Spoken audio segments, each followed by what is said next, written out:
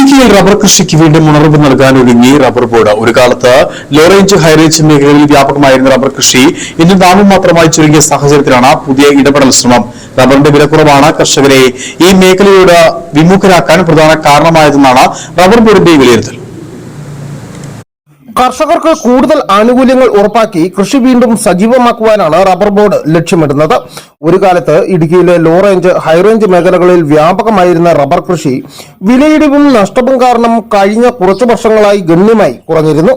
ഇതോടെ നിരവധി കർഷകർ റബ്ബർ കൃഷിയിൽ നിന്ന് പിൻവാങ്ങുകയും മറ്റു വിളകളിലേക്ക് മാറുകയും ചെയ്തു.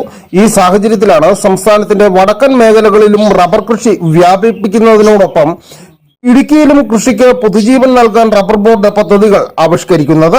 കർഷകർക്ക് കൂടുതൽ സാമ്പത്തിക ആനുകൂല്യങ്ങളും പ്രോത്സാഹന പദ്ധതികളും ലഭ്യമാക്കി റബ്ബർ കൃഷിയിലേക്ക് തിരിച്ചെത്തിക്കുവാനാണ് ശ്രമം.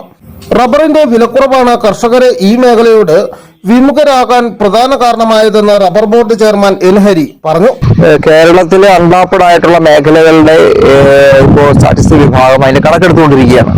ആളുകൾ തയ്യാറായി വരുന്ന സമയത്ത് ഒരു സമയത്ത് റബ്ബറിന്റെ വിലക്കുറവൊക്കെ സാഹചര്യങ്ങളിലൊക്കെ പെട്ട് ചില ആളുകൾ മറ്റു കൃഷികളിലേക്ക് പോയിട്ടുണ്ട്. പക്ഷെ നമ്മൾ ലോ റേഞ്ച് നമ്മൾ നോക്കുന്ന സമയത്ത് എന്ന് പറയുന്നത് സ്വാഭാവികമായി അവിടെ വലിയൊരു ഗ്രോത്ത് ഇപ്പോഴും ആ തരത്തിൽ ശരാശരി അത് നിൽക്കുന്നുണ്ട്. ഹൈ റേഞ്ചിലേക്ക് വരുന്ന സമയത്ത് ഇപ്പൊ നമുക്കറിയാം ഒട്ടും ഇല്ലാതിരുന്ന നമ്മുടെ വടക്കൻ മേഖലയിൽ അല്ലെങ്കിൽ കണ്ണൂർ, കാസർഗോഡ്, പാലക്കാട് മേഖലകളിൽ പോലും റബ്ബറിന്റെ തിരുവനന്തപുരം, കന്യാകുമാരി വരെയുള്ള സ്ഥലങ്ങൾ ഇവിടെയെല്ലാം തന്നെ റബ്ബറിന്റെ വലിയൊരു രീതിയിലുള്ള ഒരു റീപ്ലാന്റേഷനും ബാക്കിയുള്ള കാര്യങ്ങളും നടക്കുന്നുണ്ട്.